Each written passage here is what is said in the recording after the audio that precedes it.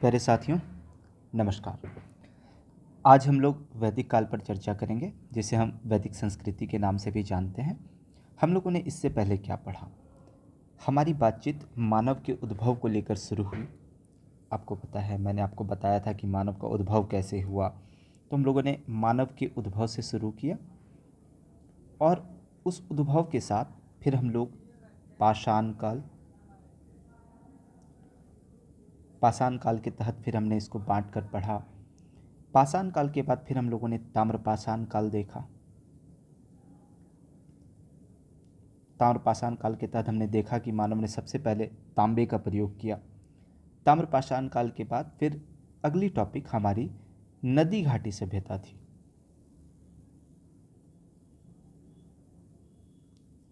नदी घाटी सभ्यता के तहत हम लोगों ने भारत से बाहर कुछ सभ्यताओं को देखा और फिर भारत में इंडस वैली सिविलाइजेशन यानी सिंधु नदी घाटी सभ्यता पे हम लोगों ने बात की।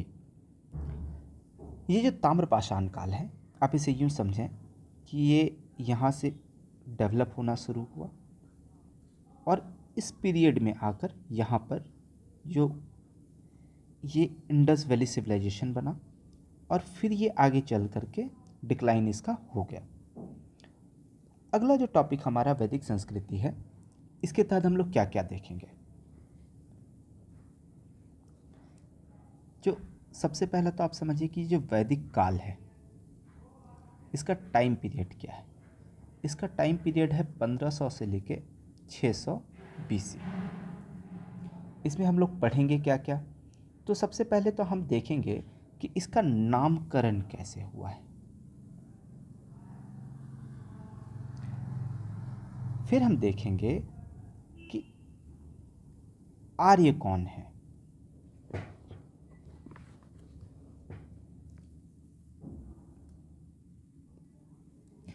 इन आर्यों के बाद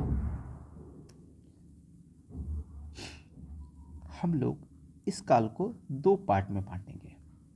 एक को कहेंगे ऋग्वैदिक काल और एक को कहेंगे उत्तर वैदिक काल। फिर इस ऋग्वैदिक काल को फिर हम डिटेल में पढ़ेंगे, उत्तर वैदिक काल को हम डिटेल में पढ़ेंगे। यहाँ मैं आपको एक बात बता देता हूँ कि इस दोनों काल के विभाजन में जो एक लाइन है यह है कि यहाँ पर ऋग्वैदिक काल में आयरन नहीं है और उत्तर वैदिक काल में आयरन है। यानी यहाँ पर आपको आयरन दिख रहा है। चलिए हम लोग नामकरण की बात कर लेते हैं। इसका नामकरण वैदिक काल क्यों पड़ा? क्यों हमने इसका नाम वैदिक काल रखा? जो इसके नामकरण का आधार है वह है वेद। वेद का अर्थ क्या होता है? अगर हम इसके शाब्दिक अर्थ की बात करें तो वेद का शाब्दिक अर्थ होता है ज्ञान। अब ये ज्ञान कैसा? तो ये ज्ञान है ईश्वरीय ज्ञान।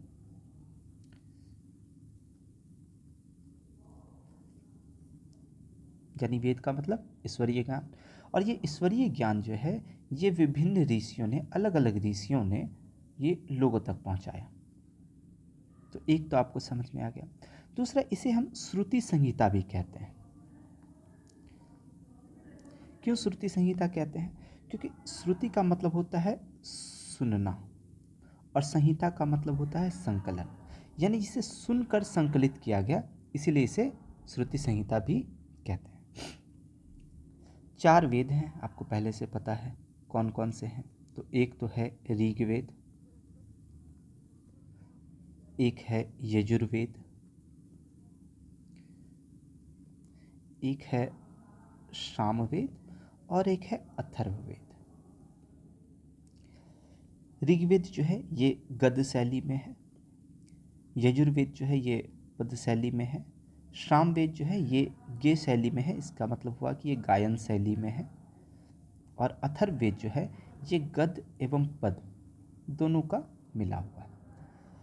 जो ऋग्वैदिक काल है उसके लिए स्रोत यह है और बाकी उत्तर वैदिक काल के लिए स्रोत बाकी सारे हैं। तो आप ये 4 वेद याद रखिएगा। आप ऐसे भी याद रख सकते हैं, आयशा नाम की लड़की थी, रायसा से आप याद कर सकता है। अगली जो बात है हमारी वो आर्यों के पहचान को लेकर के, आर्य कौन थे। देखिए, ये आर्य का जो अगर शाब्दिक अर्थ आप देखें कि इसका शाब्दिक अर्थ क्या होता है, इसका शाब्दिक अर्थ होता है श्रेष्ठ। इसीलिए आप देखेंगे, आप महाभारत वगैरह देख रहे होंगे तो उसमें मिलता होगा आपको, हे आर्य पुरुष। आर्य पुरुष का मतलब हे श्रेष्ठ पुरुष। तो एक तो नाम से लेते हैं, लेकिन आजकल इसका जो मतलब माना जाता है आर्य का, वह एक कबीलाई लोगों से होता है। और ये कबीलाई कौन थे, तो ये बेसिकली मध्य एशिया में रहने वाली कबीलाई जनजाति थी। अब ये जो मध्य एशिया में थी, अगर मैं यूरोप का नक्शा लूँ, ये यूरोप है, ये भारत है, ये मध्य एशिया है। यहाँ से आर्यों का प्रसार, अलग अलग शाखाएं इनकी हर तरफ गई। तो एक तो बात हो गई कि ये मध्य एशिया से आए थे। इनका प्रसार जो है ये एशिया एवं पश्चिमी यूरोप में हुआ। भारत में कब हुआ, पहले भी भारत में आते रहे, लेकिन 1500 BC के बाद आर्यों की एक शाखाएं भारत आई।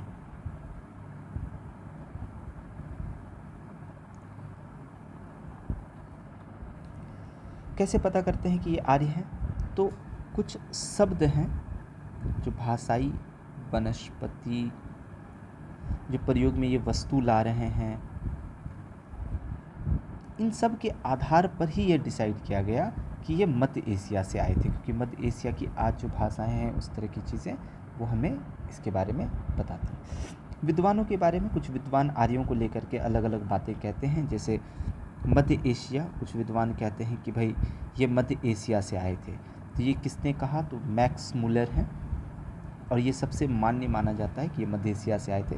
इसके अलावा एक विद्वान हैं, उन्होंने कहा कि ये तिब्बत से आए थे। वो कौन थे, तो हमारे दयानंद सरस्वती, और दयानंद सरस्वती से आप वाकिफ़ हैं पहले से। इसके अलावा एक विद्वान है, उन्होंने कहा कि ये उत्तरी ध्रुव से आए थे। वो कौन थे, तो बाल गंगाधर तिलक। इन्होंने कहा कि आर्य जो थे वो उत्तरी ध्रुव से आए थे। तो ये है वैदिक काल से रिलेटेड दो मुद्दे मैंने आपको बताया। अब हम लोग बात करते हैं ऋग वैदिक काल की।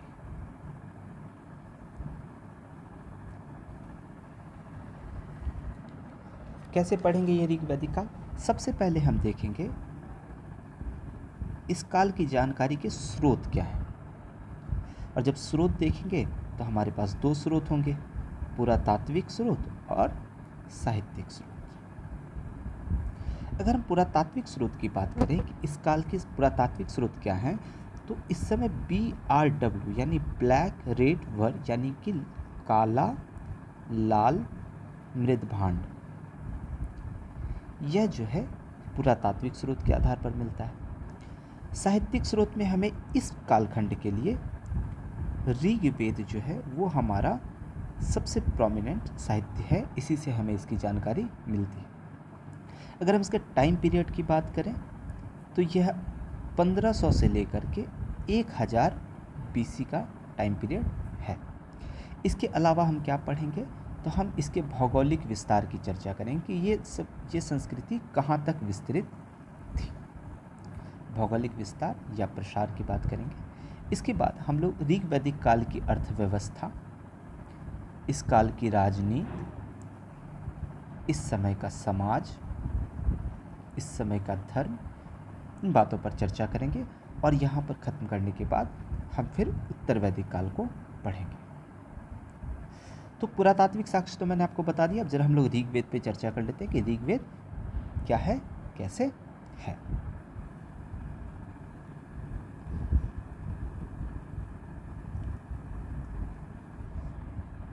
देखिए, ये बेसिकली क्या है, इसमें आपको मंत्रों का संकलन मिलेगा। और मंत्रों का संकलन क्यों, ये प्रशंसनात्मक गीत है, यानी कि ईश्वर की प्रशंसा में गाए हुए गीत हैं। अगर हम इसकी बात करें कि कितने मंडल में है, तो ये 10 मंडल में है। और इन 10 मंडलों में जैसे आप 1, 2 से लेकर के 7 और 8, 9, 10, इसमें 2 से लेकर 7 तक जो है ये प्राचीनतम है, यानी ये पुराना है।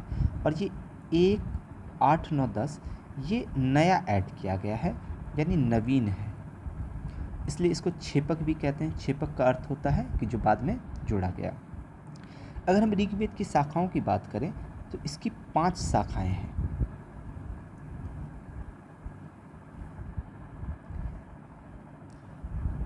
साथ ही इसमें जो है आपको अलग अलग ऋषियों का जो अलग अलग मंडल हैं, 10 मंडल जो हैं, तो विभिन्न मंडल जो हैं उन मंडल से संबंधित आपको ऋषियों की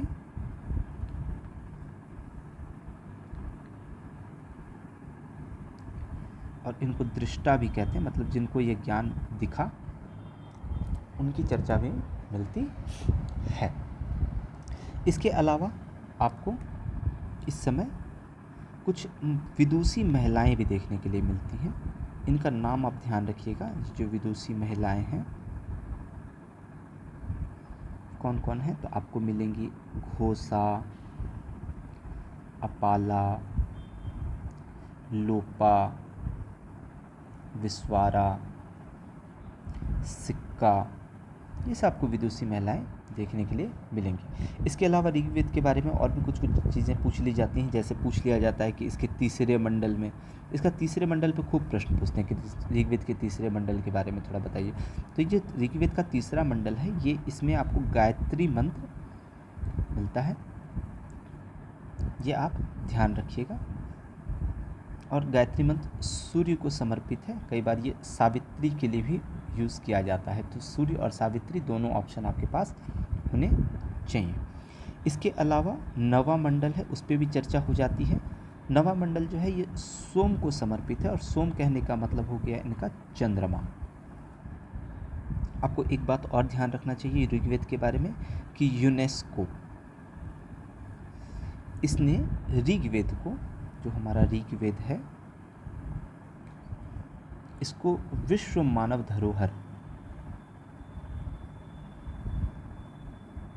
इसमें विश्व मानव धरोहर का साहित्य माना है और इसमें शामिल किया। और वैसे भी ऋग्वेद सबसे पुराना ग्रंथ भी माना जाता है। अब ऋग्वेद के आधार पर ही हम आर्यों के प्रारंभिक प्रसार यानी इनका जो भौगोलिक विस्तार है उसकी जानकारी प्राप्त कर लेते हैं। कैसे पता चलता है? ऋग्वेद एवं प्रारंभिक आर्यों का प्रसार। देखिए, ये जो है भारत है, ये मिडिल ईस्ट से आए, तो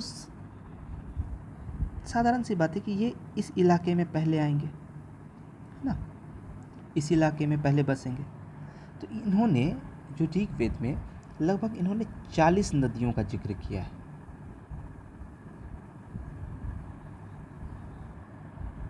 तो इन 40 नदियाँ किधर किधर की हैं? तो इसमें आपको अफ़गानिस्तान में जैसे कुबा है, कुरमू है, यहाँ से शुरू होते आगे यहाँ अफ़गानिस्तान से शुरू करके आपका वेस्टर्न यूपी यानी पश्चिमी यूपी, इसकी भी जानकारी मिलती है। क्योंकि ऋग्वेद में यमुना का जो है 3 बार जिक्र मिला और गंगा की 1 बार चर्चा मिली। लेकिन अगर इनके आर्यों के इस समय की ऋग्वैदिक काल के अगर आप इनकी गतिविधियों का मुख्य केंद्र माने तो इसको सप्त सैंधव प्रदेश माना जाता है कि ये सप्त सैंधव प्रदेश में इनकी मुख्य गतिविधियां हो रही थी। तो ये सप्त सैंधव क्षेत्र क्या है? ये 7 नदियों का क्षेत्र है।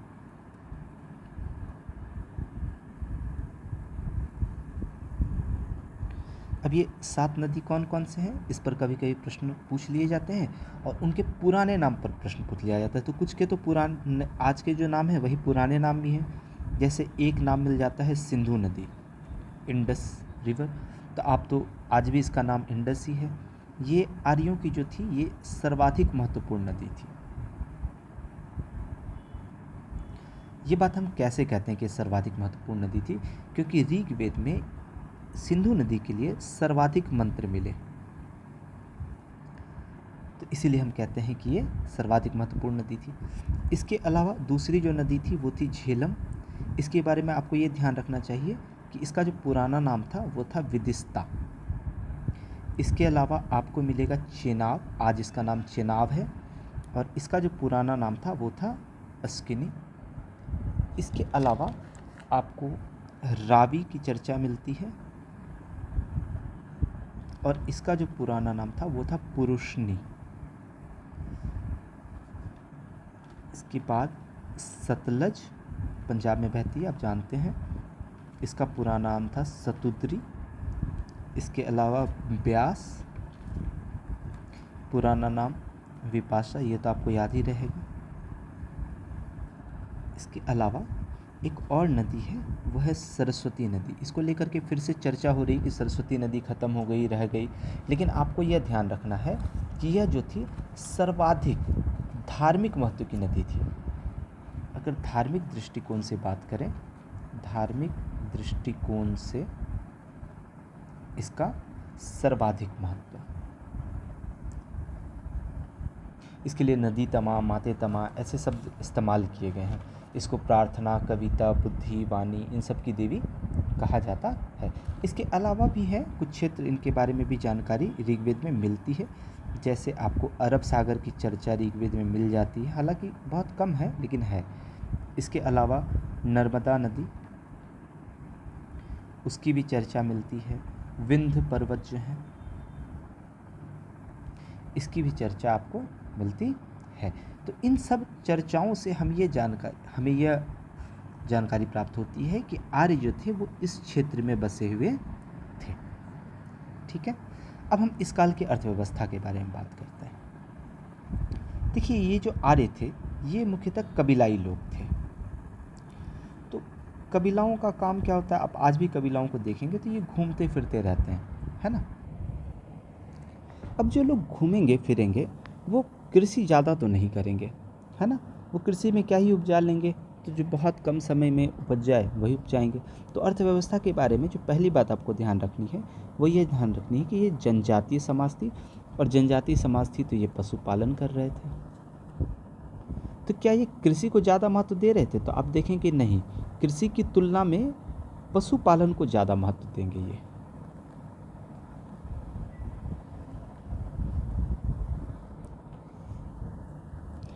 अब बात करेंगे पशुओं की कि भाई किन पशुओं को ये ज़्यादा महत्व दे रहे हैं। तो पशुओं में सर्वाधिक महत्व की जो पशु थी वो गौ थी। गौ यानी गाय।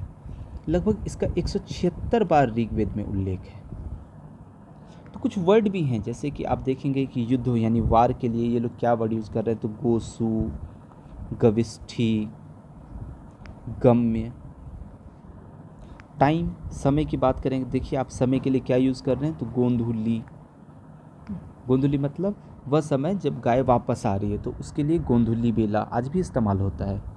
दूरी, दूरी के लिए क्या वर्ड यूज़ कर रहे हैं, तो गवयुति, कि कितनी दूर गाय गई, कितनी दूरी पे गई। पुत्री के लिए क्या वर्ड यूज़ करेंगे, तो पुत्री भाई वो गाय दूहती है तो उसके लिए दुहित्री। अतिथि के लिए, अतिथि जो आते हैं उनके लिए वर्ड यूज़ करते हैं ये गोहंता। एक वर्ड मिलता है अघन्य, यानी कि ना मारा जाने वाला पशु।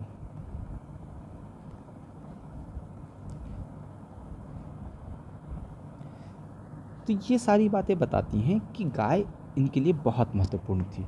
तो आप ये इम्पोर्टेंस भी समझ गए। क्या कृषि हो रही थी, तो हाँ कृषि हो रही थी।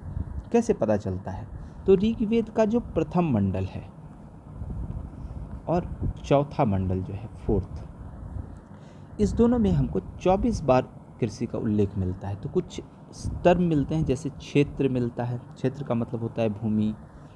एक शब्द मिलता है कर्षण, कर्षण का मतलब हुआ कृषि करना। लांगल वर्ड मिलता है, लांगल या वृक्क, इसका मतलब है हल। तो ये सब शब्द हमें कृषि से रिलेटेड मिले। अगर हम अर्थव्यवस्था में बात करें कि क्या इस समय शिल्प थे, तो हाँ इस समय हमें शिल्प की भी जानकारी मिलती है। जैसे हमें बढ़ई की जानकारी मिलती है, रथकार की जानकारी मिलती है, चर्मकार की जानकारी मिलती है, कुम्हार यानी बर्तन बनाने वाला, और भी मैंने आपको बताया था, है ना, BRW, तो कुम्हार है। क्या इनके पास धातु की जानकारी है, तो हाँ ये धातु के लिए एक शब्द यूज़ करते हैं अयस्क। और अयस्क बेसिकली तांबा के लिए यूज़ हुआ, आगे चल के अयस्क लोहा के लिए यूज़ करने लगेंगे, लेकिन अभी फ़िलहाल आपको इतना ध्यान रखना है। शिल्प में ही कपड़ा बुनाई हो रहा था, ये लोग कपड़ा बुनाई का काम कर रहे थे और कपड़ा बुनाई मूलतः महिलाएं कर रही थी, ये आपको ध्यान रखना है। क्या इनका व्यापार हो रहा था? तो व्यापार की जानकारी हमें नहीं मिलती, सिक्कों की जानकारी हमें नहीं मिलती, शहरों की जानकारी हमें नहीं मिलती। एक शब्द मिलता है निष्क। ये निष्क जो है ये आभूषण के लिए इस्तेमाल किया जाता था। और कौन सा आभूषण था? तो ये गले का हार था बेसिकली। आगे चलकर फिर यही निष्क जो है ये सिक्का बन जाएगा, ये हम लोग आगे उत्तर वैदिक काल में चर्चा करेंगे। इस समय जो कृषि हो रही थी तो ये अधिशेष उत्पादन नहीं हो रहा था। अधिशेष उत्पादन आप समझ चुके हैं, मैंने आपको हड़प्पा में ही बता दिया है। अधिशेष उत्पादन कहने का मतलब क्या हुआ कि जैसे एक क्षेत्र है, यहाँ 10 लोग हैं और यहाँ पर कृषि हो रही है और 10 लोग इस काम में लगे हुए हैं, तो 10 लोगों के लायक यहाँ पे कृषि हो जा रही है, तो जो उपजा वो सब आपने ख़त्म कर लिया, तो कुछ भी शेष नहीं बचा। तो यही है अधिशेष उत्पादन, अर्थ आप समझ गए। तो इस समय अधिशेष उत्पादन नहीं था, निर्वाह अर्थव्यवस्था थी। और ये जो भूमि थी इस समय, ये इंडिविजुअल का नहीं था बल्कि सामूहिक स्वामित्व का वस्तु था। तो ये अर्थव्यवस्था से रिलेटेड ये चीज़ें थी, आप एक बार और देखेंगे तो चीज़ें समझ में आ जाएंगी। अब बात करते हैं हम लोग ऋग वैदिक काल की राजनीति के संबंध में कि इस समय की राजनीतिक व्यवस्था कैसी थी।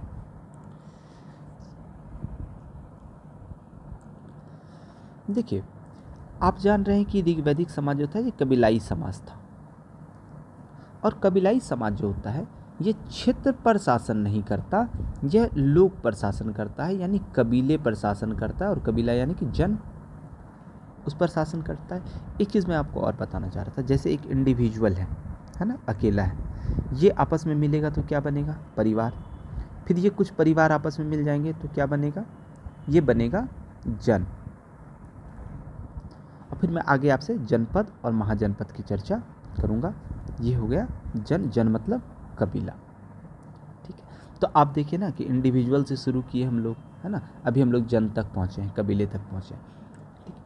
अगर हम इस समय के प्रशासनिक इकाइयों की बात करें तो इस समय आप देखेंगे कि जन यानी कि कबीला शब्द का प्रयोग हुआ है कितना? 275 बार। इसके अलावा आपको विश्व, ग्राम, कुल, कुल के लिए कुलप शब्द भी मिलता है, इन सब का प्रयोग हुआ। इनकी जो प्रशासनिक व्यवस्था थी इसमें जो टॉप पर होता था वो राजा होता था, और राजा के लिए कुछ टर्म मिले हैं, जैसे इसको राजन भी बोला जाता था, जनस्य गोपा, ये टर्म मैं गोप गाय वाले में भी इस्तेमाल कर सकता था, लेकिन मुझे लगा कि मैं यहाँ पे आपको बताऊँ। ये राजा करता क्या था, कार्य क्या था इसका? तो इसका था काम युद्ध करना है, कबीले की रक्षा करनी है, पशुओं की रक्षा करनी है। जो इस समय ऋग वैदिक काल में ये जो राजा का पद था यह वंशानुगत नहीं था। तो वंशानुगत नहीं था तो ये कैसे होता था? तो इसका चुनाव होता था, जो डिजर्व करता था उसको चुन लिया जाता था। फिर आगे चल कर के ये वंशानुगत हो जाएगा, और वंशानुगत हो जाने के बाद हम लोग राजतंत्र की तरफ बढ़ जाएंगे। कोई अधिकारी थे क्या? तो हाँ, राजा को हेल्प करने के लिए फिर सेकेंड लेवल पे एक अधिकारी होता था जिसको हम पुरोहित कहते थे। ये पुरोहित क्या करता था? ये एक तो आप ध्यान रखिए कि ये सेकेंड इम्पॉर्टेंट ऑफिसर है। ये क्या कर रहा है? तो ये युद्ध में विजय होने के लिए, तो राजा युद्ध में विजय हो उसके लिए क्या करेंगे? ये प्रार्थना करेंगे ईश्वर से, और फिर आगे चल करके जो राजा और पुरोहित का गठजोड़ होगा, इस गठजोड़ से दैवी उत्पत्ति निकलेगी। दैवी उत्पत्ति क्या होता है कि ये कहा जाए कि राजा जो है वो देवता से उत्पन्न हुए हैं, है ना, जो आप आगे चल करके देखेंगे भी। इस समय की राजनीतिक संस्थाओं की अगर हम बात करें कि कौन कौन सी राजनीतिक संस्थाएं इस समय थी, तो इस समय हमको 4 संस्थाओं के बारे में पढ़ने के लिए मिलता है, हालांकि 3 के बारे में ही स्पष्ट रूप से जानकारी मिलती है। कौन है? तो एक है सभा, दूसरी है समिति, तीसरी है विदत और चौथा है गण। गण के बारे में हमको बहुत ज़्यादा जानकारी नहीं मिलती कि ये क्या संस्था थी, लेकिन सभा, समिति और विदत इनके बारे में जानकारी मिलती है। ये जो सभा थी, ये जो समाज के वरिष्ठ लोग थे, बुजुर्ग लोग थे, ये इनकी संस्था थी। अब ये वरिष्ठ लोग क्या करते थे? तो ये जो न्यायिक कार्य होता था ये वह देखते थे। जो समिति थी, ये जो वयस्क युवा होते थे, ये सदस्य होते थे इसके, और इसका काम था राजा का चुनाव करना। विदत के बारे में अगर हम लोग बात करें कि विदत कैसी संस्था थी, तो एक तो ये प्राचीनतम संस्था थी, ये आपको ध्यान रखना है, और ये धार्मिक मामलों को देखती थी। और एक आप ध्यान रखिएगा कि ये जो सभा और समिति है, इसमें महिलाओं की भी भागीदारी थी। आज जो बोलते हैं ना, तुम लड़की हो तो चुप रहो, ऐसा उस ज़माने में नहीं था। अलग से क्या कोई सेना थी? तो नहीं। जो कबीला के लोग थे वही जब युद्ध करना होता तो सैनिक बन जाते थे। क्या न्यायिक ढांचा था? तो नहीं। यही सभा के जो लोग थे ये आपस में बैठ करके न्याय कार्य कर लेते थे, फिर अपने काम में लग जाते थे। इस समय क्राइम की बात करें तो इस समय जो है पशु चोरी ये काफ़ी ज़्यादा होता था, और इसका उल्लेख भी मिलता है ऋग्वेद में। इसके लिए एक शब्द मिलता है पाणी। पाणी मतलब होता था पशु चोर, या जिसको स्थानीय लोग कहते थे। भाई आए, चोरी करके चले गए। राजा कैसे चलाएगा भाई राज्य? तो क्या टैक्स? तो टैक्स का ना कोई जानकारी नहीं मिलती, तो राजा अपना घर कैसे चलाएगा? तो राजा को ना उपहार दिया जाता था स्वेच्छा से, और इस उपहार को बोलते थे बलि। राजनीतिक घटनाक्रम में एक घटना जो है वो बड़ा पूछा जाता है, और वो है दसराज युद्ध के बारे में। ये दसराज युद्ध क्या है? ये दसराज युद्ध 10 राजाओं के बीच लड़ा हुआ युद्ध है। 10 राजा कहने का मतलब एक तरफ एक राजा है और वर्सेस 10 राजा हैं। ये जो एक राजा है ये भरत कबीला का राजा है, और इसका नाम है सुदास। और ये जो 10 राजा हैं, इसमें 5 जो राजा हैं वो आर्य हैं, और 5 जो हैं वो अनार्य हैं। पुरोहितों पे भी कभी कभी सवाल आ जाता है। तो ये जो भरत कबीला है, इसका जो पुरोहित है वो हैं गुरु वशिष्ठ, और इसके जो गुरु हैं वो हैं विश्वामित्र। ये जो युद्ध हुआ है इन दोनों के बीच, यह हुआ रावी नदी के तट पर। यह भी ध्यान रखना है आपको, दसराज युद्ध किस नदी के तट पर हुआ था? तो रावी नदी के तट पर। रावी मतलब पुराना नाम इसका आपको पता है, अभी हमने आपको बताया था रावी का पुराना नाम, है ना।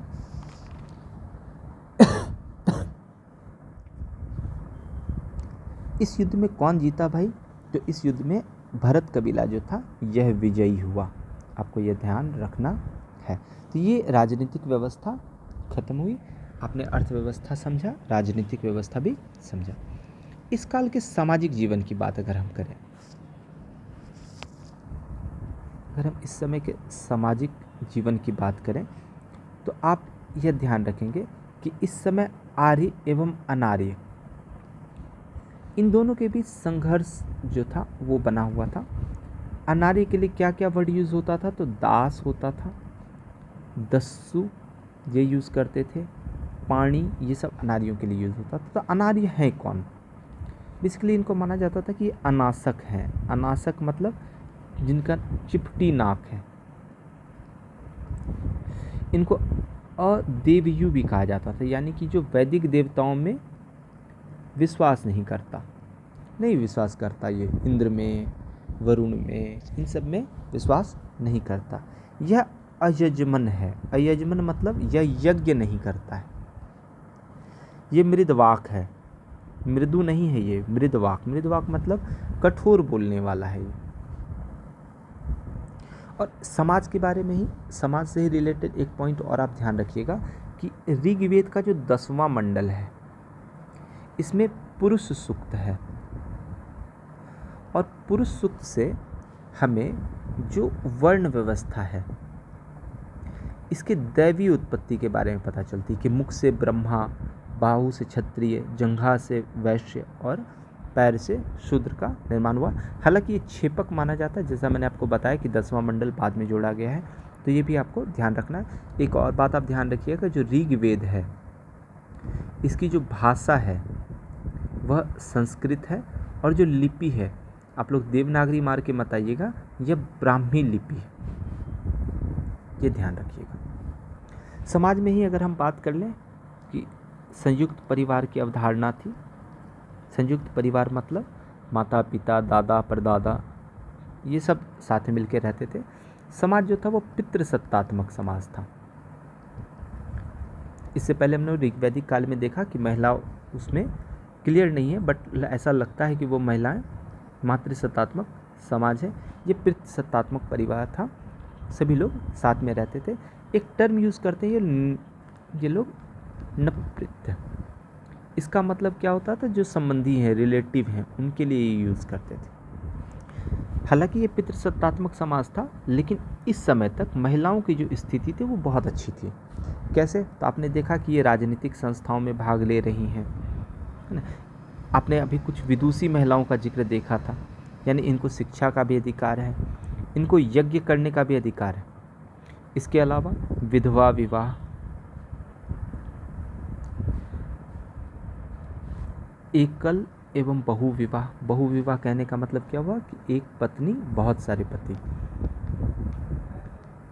बहुविवाह, इन सब के भी साक्ष्य मिलते हैं।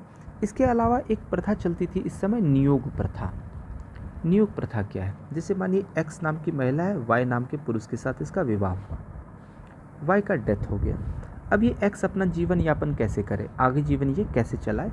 तो वाई का एक भाई है बी ए, इन दोनों के शारीरिक संबंध बने और उससे एक संतान उत्पन्न हुई। यही नियोग प्रथा है कि आप नियोग करके एक संतान उत्पन्न कर लें ताकि आप अपना जीवन आगे जी सकें। इसके अलावा अगर हम बात करें कि क्या इस समाज में कुछ कुरीतियाँ थीं, तो कुछ कुरीतियाँ जैसे कि बाल विवाह, यह हमें नहीं देखने के लिए मिलता। सती प्रथा, जिसके बारे में हम लोग मॉडर्न इंडिया में भी पढ़ेंगे, इसकी चर्चा नहीं मिलती। दहेज प्रथा नहीं है, हालांकि गिफ्ट मिल रहा है शादी के समय। महिलाओं की स्थिति के बारे में एक बात आप ध्यान रखिएगा कि ऋग्वेद में जो है कन्या के लिए कोई मंत्र नहीं है, ऐसा नहीं कि इनके लिए मंत्र डाल रखा है। तो ये महिलाओं की स्थिति पे हम लोगों ने बात कर ली। शिक्षा, अगर हम बात करें कि इस समय शिक्षा कैसे दी जाती थी, तो इस समय लिपियों का विकास नहीं हुआ था, तो जो शिक्षा है ये मौखिक तौर पर दी जाती थी। तो इसमें एक मेढकी सूक्त है, मेढकी सूक्त से हमको जानकारी मिलती है कि लोग सारे बच्चे जब पढ़ रहे होते हैं तो मेढक के टर्राने जैसी आवाज़ सुनाई पड़ती है। तो शिक्षा मौखिक तौर पर। भोजन की बात करें, ये लोग कैसा खाना खा रहे थे, तो भोजन शाकाहारी एवं मांसाहारी दोनों हो रहा था।